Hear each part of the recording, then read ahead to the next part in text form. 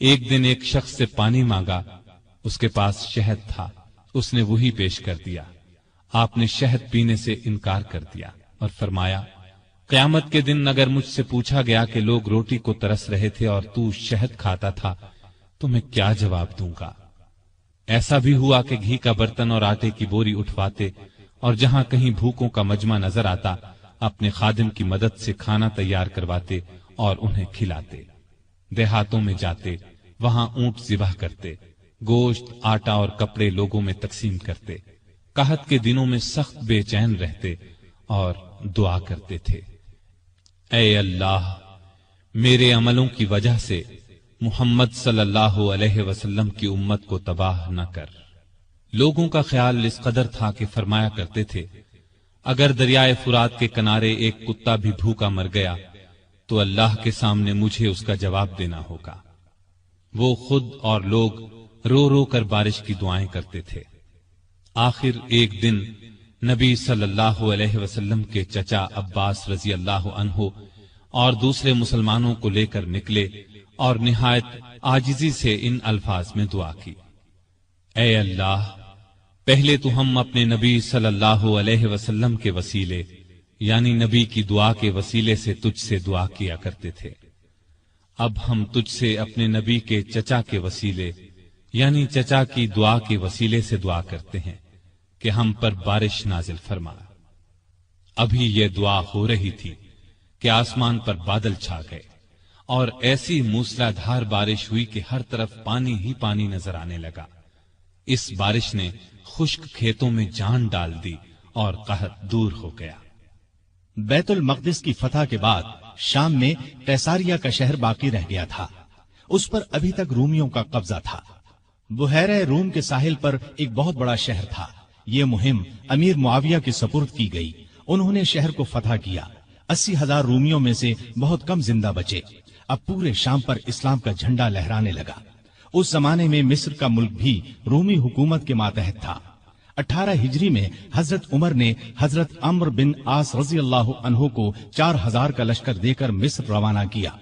مصر کا حاکم مقوقس تھا، اس نے بے تحاشا فوج جمع کر لی، قلعہ بھی حد درجے محفوظ تھا۔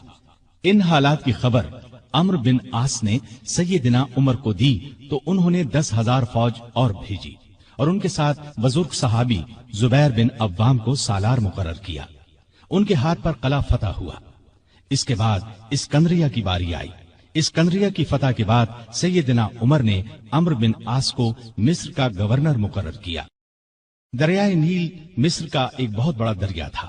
تاریخ میں ہے کہ ایک دن بہت سے مصری عمرو بن عاص کے پاس آئے اور کہا، اس سال دریائے نیل میں پانی بہت کم رہ گیا ہے، ہماری فصلیں برباد ہو رہی ہیں۔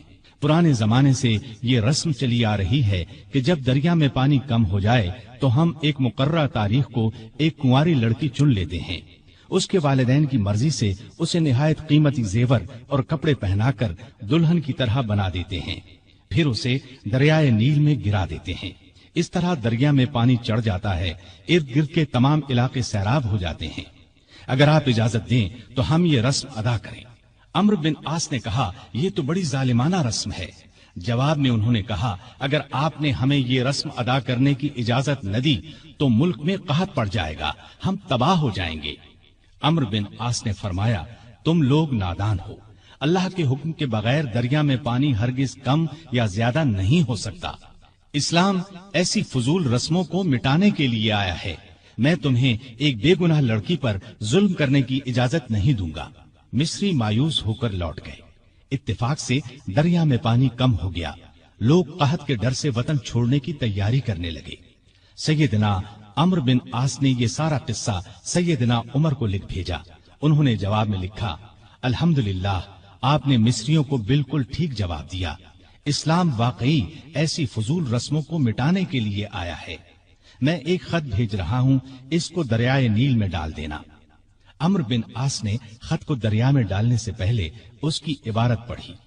اس کے الفاظ یہ تھے، اے نیل، اگر تو اپنے اختیار سے بہہ رہا ہے تو مت بہہ، اور اگر تو اللہ تعالیٰ کے حکم سے بہہ رہا ہے تو میں اللہ تعالیٰ کے حضور دعا کرتا ہوں کہ وہ تجھے پہلے کی طرح زیادہ پانی کے ساتھ جاری کر دے۔ یہ رقعہ دریا میں ڈال دیا گیا۔ دوسرے دن جب مصر کے لوگ سو کر اٹھے تو انہوں نے اللہ کی قدرت کا عجیب نظارہ دیکھا۔ دریا کا پانی کئی گز اوپر چڑھ گیا تھا، کناروں سے نکل کر ارد گرد کے علاقوں کو سیراب کر رہا تھا۔ اتنا زیادہ پانی اس میں کبھی نظر نہیں آیا تھا۔ یہ نظارہ دیکھ کر ہزارہا مصری مسلمان ہو گئے اور وہ ظالمانہ رسم ہمیشہ کے لیے ختم ہو گئی۔ سیدنا عمر رضی اللہ عنہ کے دور میں اسلامی حکومت 22 لاکھ مربع میل تک پھیل گئی۔ اس میں عرب کے علاوہ عراق، ایران، مصر، فلسطین، بحرین، آرمینیا، آذربائیجان، سیستان وغیرہ بہت سے ملک شامل تھے۔ اتنے بڑے ملک کا انتظام سیدنا عمر نے بہت خوبی سے کیا۔ اسلامی سلطنت کو صوبوں میں تقسیم کر دیا، پھر ہر صوبے کو بہت سے ضلعوں میں تقسیم کیا۔ عام طور پر ایک صوبے میں 10 سے لے کر 20 تک ضلع ہوتے تھے۔ ملک کا انتظام صحابہ کرام رضی اللہ عنہم کے مشورے سے کرتے تھے۔ مشورہ کرنے کے لیے انہوں نے ایک مجلس بنائی۔ اس میں سوجھ بوجھ رکھنے والے بڑے بڑے جلیل القدر صحابہ شامل تھے۔ اس مجلس کو مجلس شورا کہا جاتا تھا۔ اس کے اجلاس مسجد نبوی میں ہوتے تھے۔ ہر صوبے کا ایک گورنر مقرر کیا جاتا تھا۔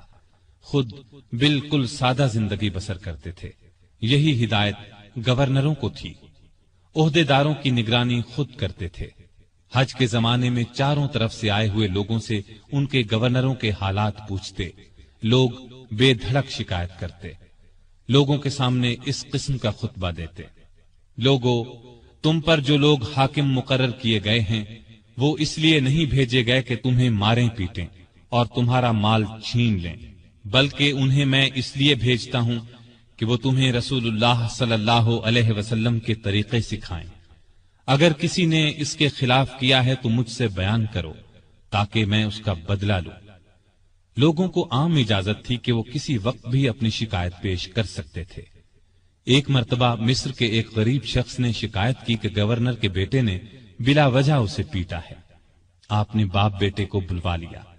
جب دونوں آ گئے تو سیدنا عمر نے اس غریب کو کوڑا دے کر فرمایا: جتنے کوڑے اس نے تمہیں مارے تھے اتنے ہی تم اسے مارو۔ اس غریب نے کوڑے مارنے شروع کیے۔ جب تعداد پوری ہو گئی تو عمر نے فرمایا: اب 2-4 کوڑے گورنر کو بھی مارو، لیکن اس غریب نے ایسا کرنا پسند نہ کیا۔ جزیرے کے گورنر کے بارے میں اطلاع ملی کہ وہ باریک لباس پہنتے ہیں، دروازے پر دربان بھی مقرر کر رکھا ہے۔ آپ نے انہیں فوراً بلوا لیا، ان کے کپڑے اتروا کر بالوں کا بنا ہوا کرتا پہنا دیا اور بکریوں کا ایک ریوڑ منگوا کر انہیں حکم دیا کہ جنگل میں جاؤ اور ان بکریوں کو چراؤ۔ گورنر کا نام ایاز بن غنم تھا۔ وہ رسول اللہ صلی اللہ علیہ وسلم کے صحابی تھے، ایک صوبے کے گورنر تھے۔ اس لیے جب انہوں نے کہا کہ وہ آئندہ ایسا لباس نہیں پہنیں گے تو عمر نے انہیں معاف کر دیا اور عہدے پر واپس بھیج دیا۔ ایاز بن غنم جب تک زندہ رہے موٹا لباس پہنتے رہے، پھر انہوں نے کبھی باریک لباس پہنا نہ دروازے پر دربان رکھا۔ خالد بن ولید رضی اللہ عنہ اسلام کے بہت بڑے جرنیل تھے۔ انہوں نے 20 لڑائیاں لڑی۔ بڑی بڑی حکومتوں کے لشکر ان کے مقابلے میں نہ ٹھہر سکے۔ سیدنا عمر کے زمانے میں جب خالد بن ولید فتوحات پر فتوحات حاصل کر رہے تھے تو عین اس حالت میں عمر نے انہیں سپہ سالاری سے معزول کر دیا۔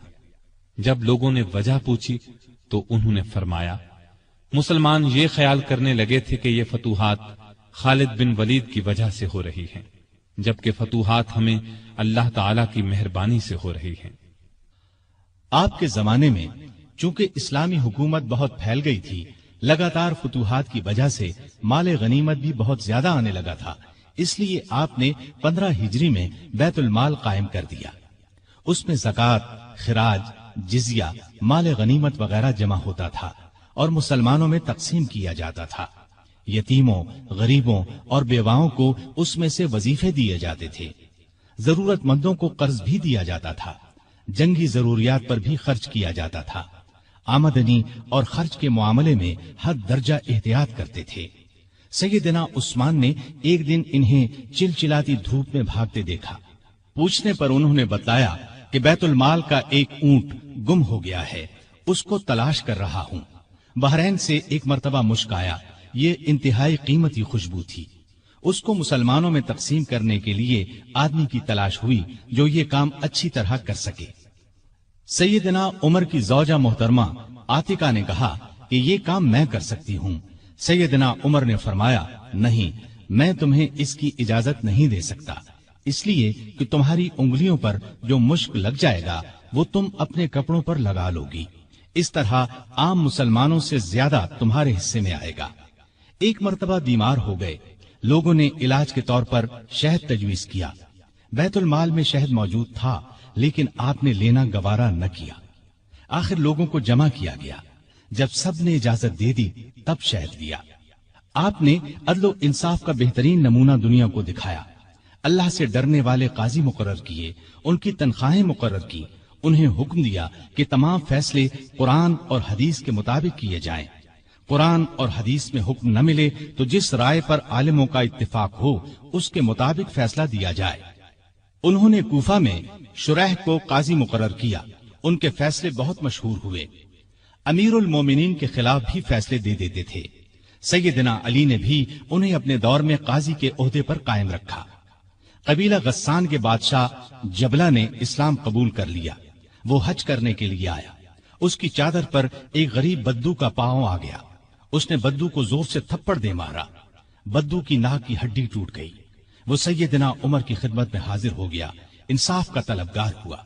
سیدنا عمر نے جبلہ کو بلا بھیجا، وہ حاضر ہوا تو آپ نے اسے کہا، تم نے اس غریب مسلمان سے زیادتی کی ہے، لہذا بدلہ دو۔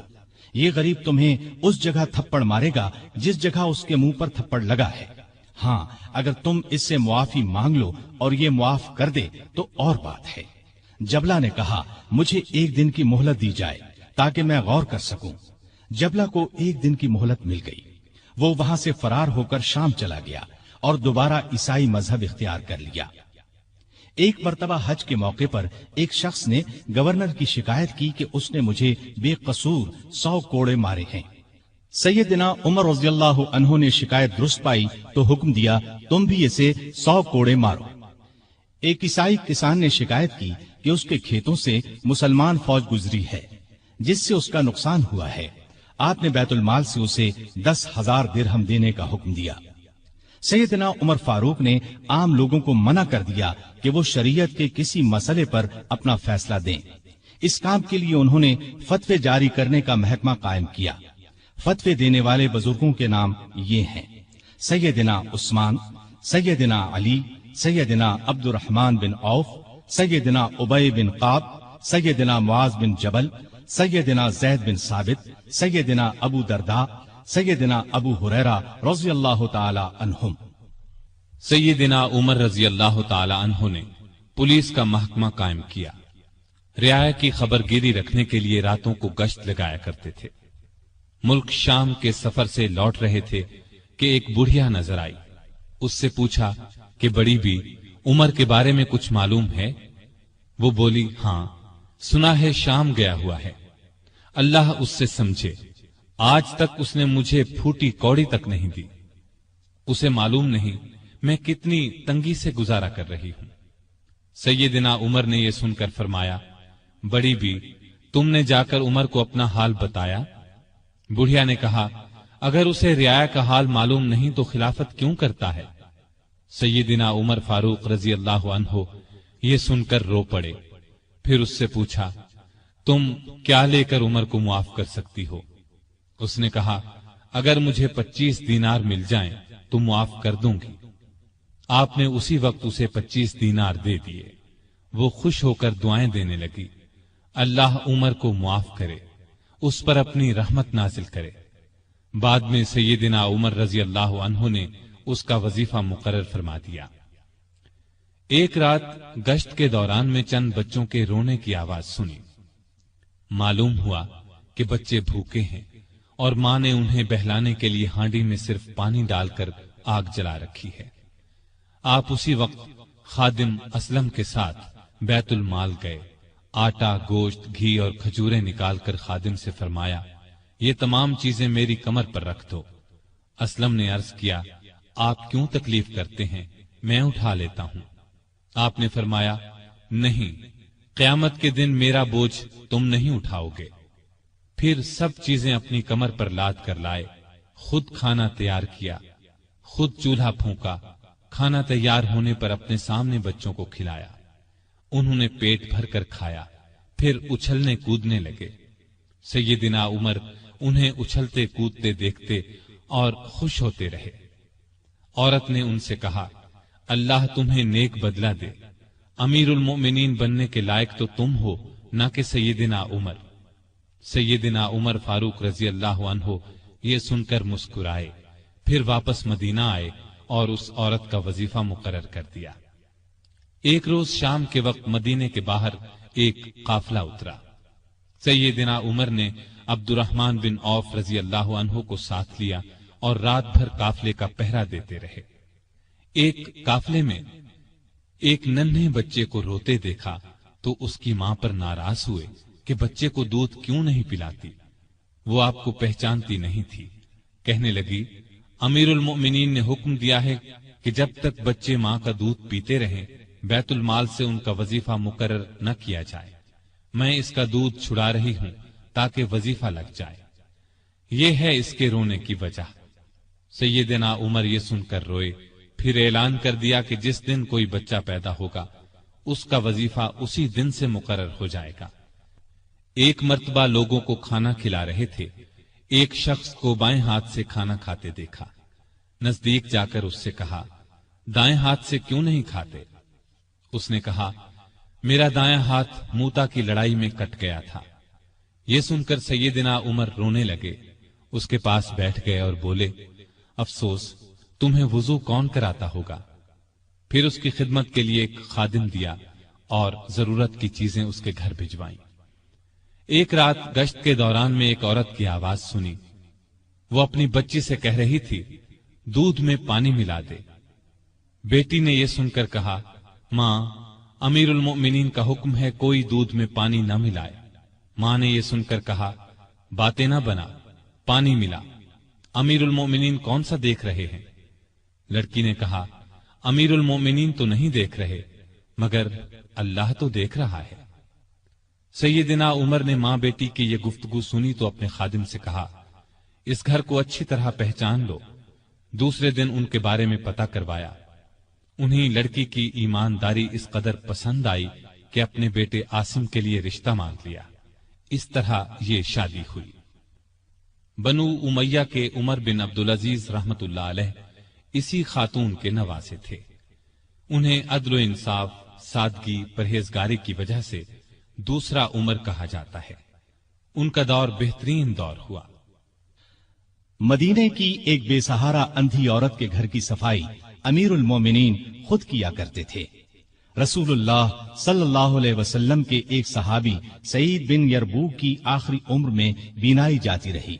उनके लिए एक खादिम मुकर्रर किया जो उन्हें मस्जिद तक लाता था। रास्ता चलते एक औरत ने सैयदना उमर फारूक को रोक लिया और कहा, मैं रसूलुल्लाह सल्लल्लाहु अलैहि वसल्लम के सहाबी खुफाफ बिन ईमा की बेटी हूँ। शौहर फौत हो गया है, छोटे छोटे बच्चे हैं, कोई जमीन भी नहीं है। बच्चों को घर में छोड़कर मेहनत मजदूरी भी नहीं कर सकती कि बच्चों को कोई नुकसान न पहुंच जाए। हजरत उमर ने उसकी पूरी बात तवज्जो से सुनी और फरमाया, तुम थोड़ी देर यहीं ठहरो। ये कहकर घर गए। वापस लौटे, एक मोटे ताजे ऊंट पर बहुत सा सामान लदा हुआ साथ लाए। उस पर कपड़े और नकद रकम भी थी। उस औरत से फरमाया, ये ऊंट ले जाओ, जब खत्म हो जाए तो बता देना। जिहाद पर जाने वाले मुसलमानों के घर वालों का बहुत ख्याल रखते थे। उनके घरों में जाकर उनकी औरतों से कहते, तुम्हें बाजार से कुछ मंगवाना हो तो मैं ला देता हूँ। बेवा औरतों का पानी भर देते।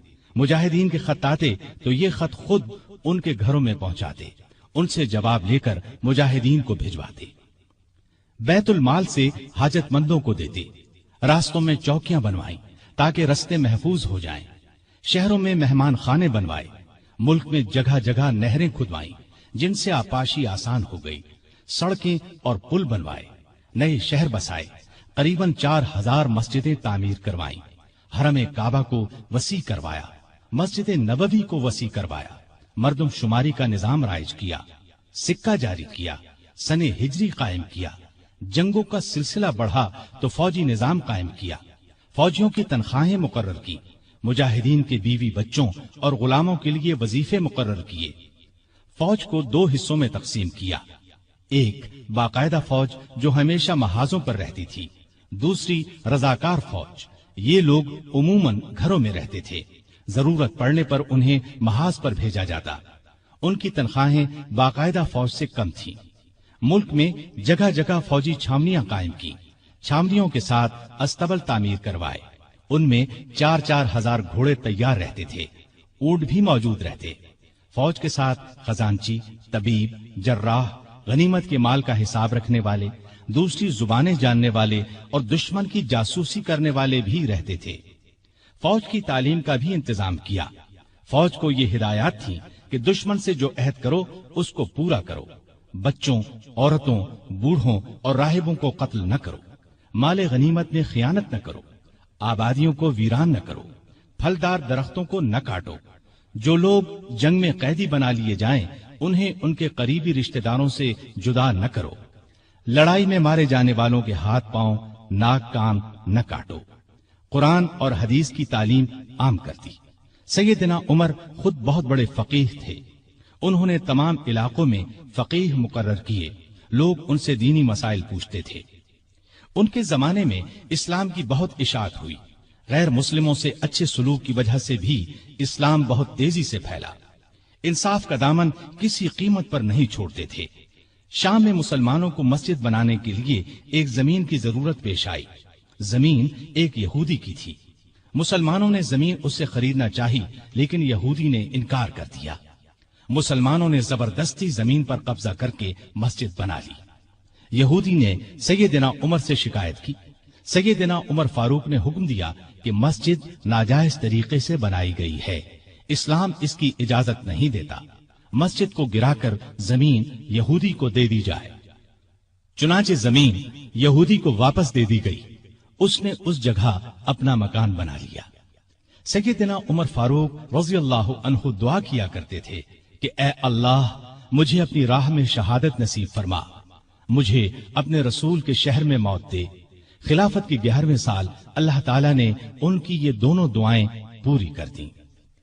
ذی الحج 23 ہجری میں حج کے لیے مکہ گئے۔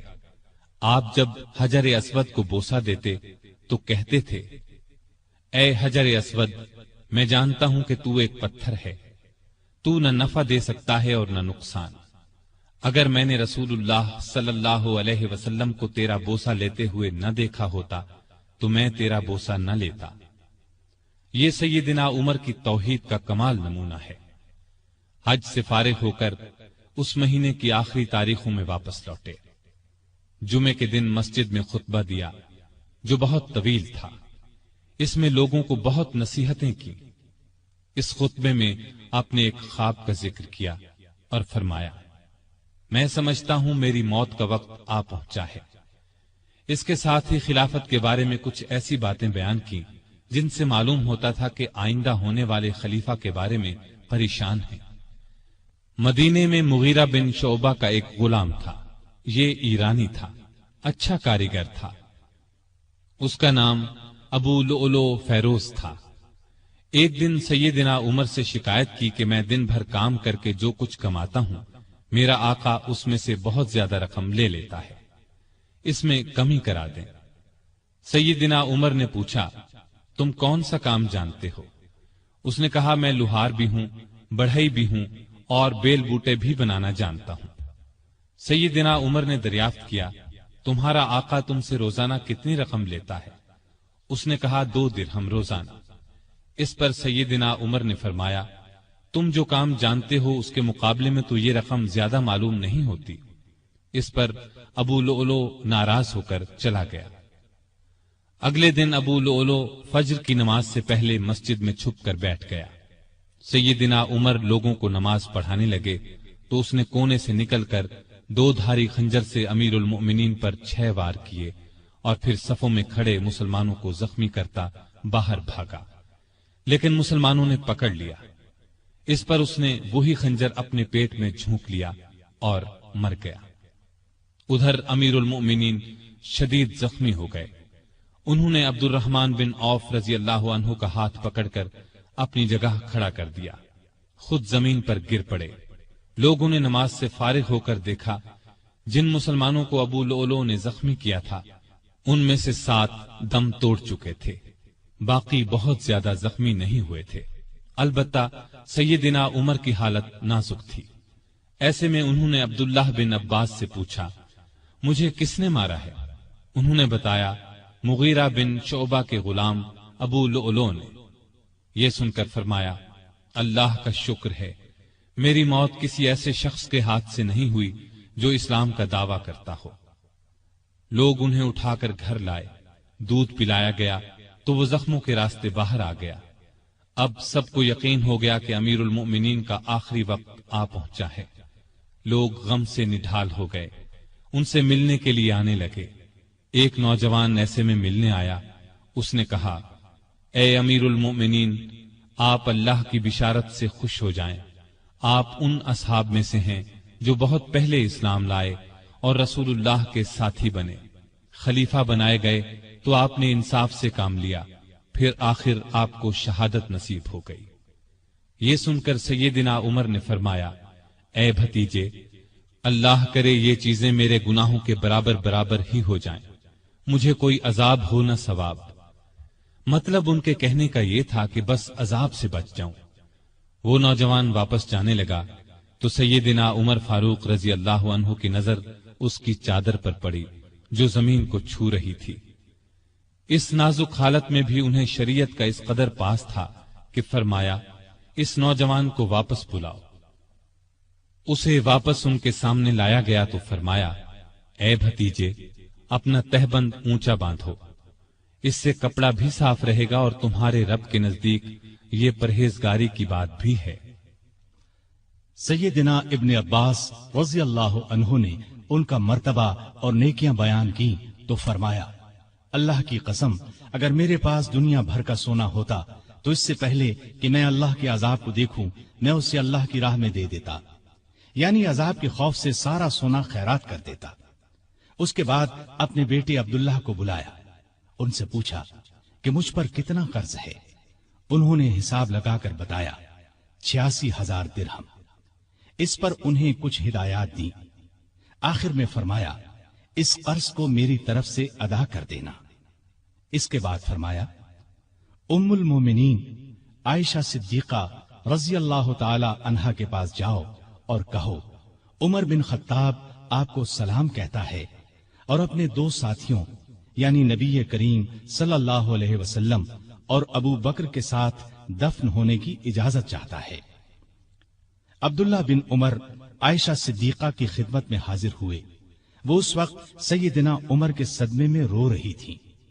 ان کا پیغام سن کر فرمایا، یہ جگہ میں نے اپنی قبر کے لیے رکھی تھی، لیکن اپنے آپ پر عمر کو ترجیح دیتی ہوں۔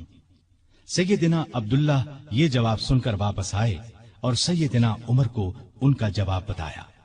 آپ نے اللہ کا شکر ادا کیا، پھر فرمایا، میں مر جاؤں تو میرا جنازہ اٹھا کر وہاں لے جانا اور انہیں سلام کر کے ایک بار پھر عرض کرنا، عمر بن خطاب اجازت طلب کرتا ہے، اگر اجازت دے دیں تو مجھے اندر لے جا کر دفن کر دینا، اور اگر انکار کر دیں تو عام مسلمانوں کے قبرستان میں دفن کر دینا۔ حالت جب زیادہ نازک ہو گئی تو فرمایا، خلافت کا حقدار عثمان، علی، زبیر، عبد الرحمن بن عوف اور سعد بن ابی وقاص رضی اللہ عنہم سے زیادہ کسی کو نہیں سمجھتا۔ رسول اللہ صلی اللہ علیہ وسلم بھی وفات تک ان سے خوش تھے۔ ان میں سے جسے خلیفہ چن لیا جائے اس کی اطاعت کرنا۔ پھر اپنے بعد ہونے والے خلیفہ کو وصیت کی کہ مہاجرین اور انصار سے اچھا سلوک کرنا، جو لوگ ہماری پناہ میں آ گئے ان کی جانوں اور مالوں کی حفاظت کرنا، ان سے کیے ہوئے ہر عہد کو پورا کرنا۔ آپ 27 ذی الحج 23 ہجری کو زخمی ہوئے۔ 3 دن بعد 1 محرم 24 ہجری کو وفات پائی اور شہادت کے درجے پر فائز ہوئے۔ اس وقت عمر 63 سال تھی۔ جنازہ چارپائی پر رکھا گیا تو چاروں طرف لوگ جمع ہو گئے۔ سیدنا علی رضی اللہ عنہ آئے تو فرمایا، اللہ آپ پر رحم فرمائے، آپ نے کوئی ایسا شخص نہیں چھوڑا کہ اللہ کے سامنے جانے کے لیے مجھے اس کے عمل آپ کے عمل سے زیادہ پسند ہو۔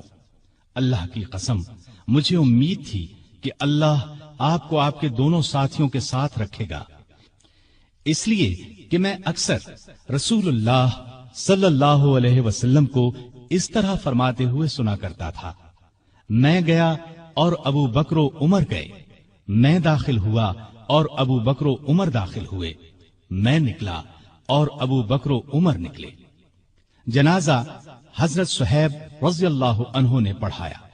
حضرت علی، عثمان، سعد بن ابی وقاص اور عبد الرحمن بن عوف رضی اللہ عنہم نے قبر میں میت کو اتارا اور اسلام کے اس بہت بڑے فرزند کو ہمیشہ کے لیے رسول اللہ صلی اللہ علیہ وسلم اور سیدنا ابو بکر رضی اللہ عنہ کا ساتھ نصیب ہو گیا ہے۔ سیدنا عمر رضی اللہ عنہ نے کئی شادیاں کی، ان سے 8 یا 9 لڑکے، 4 یا 5 لڑکیاں ہوئیں۔ مشہور بیویوں کے نام یہ ہیں: زینب بنت مزعون رضی اللہ عنہا، عاتقہ بنت زید رضی اللہ عنہا، ام حکیم بنت حارث رضی اللہ عنہا، ام کلثوم بنت علی رضی اللہ عنہا۔ اولاد میں سے حفصہ، عبداللہ، عبید اللہ اور عاصم رضی اللہ عنہم بہت مشہور ہیں۔ حفصہ رضی اللہ عنہا کو رسول اللہ صلی اللہ علیہ وسلم کی پاک بیویوں میں شامل ہونے کا شرف حاصل ہے، وہ ام المومنین کہلائی۔ آپ میں اللہ کا خوف انتہا کو پہنچا ہوا تھا، عبادت کا شوق بھی بے حد تھا، راتوں کو جاگ کر نفل پڑھا کرتے تھے۔ قرآن کریم کی جن آیات میں قیامت کا ذکر ہے ان کو پڑھتے وقت بہت روتے۔ تراویح کی نماز کو انہوں نے باجماعت کرایا، ان کے دور سے آج تک تراویح باجماعت ادا کی جاتی ہے۔ آپ میں بردباری حد درجے کی تھی، دوسروں کی نکتہ چینی کو صبر اور حوصلے سے برداشت کرتے تھے۔ آپ نے ایک وقت میں کبھی دسترخوان پر 2 سالن جمع نہ کیے۔ رسول اللہ صلی اللہ علیہ وسلم اور ابو بکر رضی اللہ عنہ کا بھی یہی معمول تھا۔ نبی کریم صلی اللہ علیہ وسلم سے آپ کو انتہا درجے کی محبت تھی۔ آپ صلی اللہ علیہ وسلم پر اپنی جان قربان کرنے کے لیے ہر دم تیار رہتے تھے۔ کوئی رسول اللہ صلی اللہ علیہ وسلم کی شان میں ذرا سی گستاخی کرتا تو اس کی گردن اڑانے پر تیار ہو جاتے۔ ایک بار سیدنا عمر فاروق رضی اللہ عنہ نے فرمایا، اے اللہ کے رسول، مجھے آپ سے اپنی جان سے بھی زیادہ محبت ہے۔ نبی کریم صلی اللہ علیہ وسلم نے سیدنا عمر فاروق رضی اللہ عنہ کو دنیا ہی میں جنتی ہونے کی بشارت دی۔ سیدنا عمر فاروق رضی اللہ عنہ کے چند اقوال یہ ہیں: بزرگ بننے کے لیے علم حاصل کرو۔ جو آدمی خود کو عالم کہے وہ جاہل ہے، جو خود کو جنتی کہے وہ جہنمی ہے۔ جس سے تمہیں نفرت ہے اس سے ڈرتے رہو۔ بڑھاپے سے پہلے جوانی اور موت سے پہلے بڑھاپے کو غنیمت جانو۔ سب سے بری آوازیں 2 ہیں، نوحہ اور راگ یعنی گانا۔ کم بولنا دانائی، کم کھانا صحت، کم سونا عبادت اور عام لوگوں سے کم ملنا عافیت ہے۔ توبہ کی تکلیف سے گناہ کا چھوڑنا آسان ہے۔ برا چاہنے والوں کی دوستی سے پرہیز کرنا ضروری ہے۔ جو عیب سے واقف کرے وہ دوست ہے، اور جو اس پر تعریف کرے وہ ایسا ہے جیسے دوسرے کو ذبح کر دیا جائے۔ سلامتی گمنامی میں ہے۔ اللہ تعالی سیدنا عمر فاروق رضی اللہ عنہ پر رحمت فرمائے، آمین۔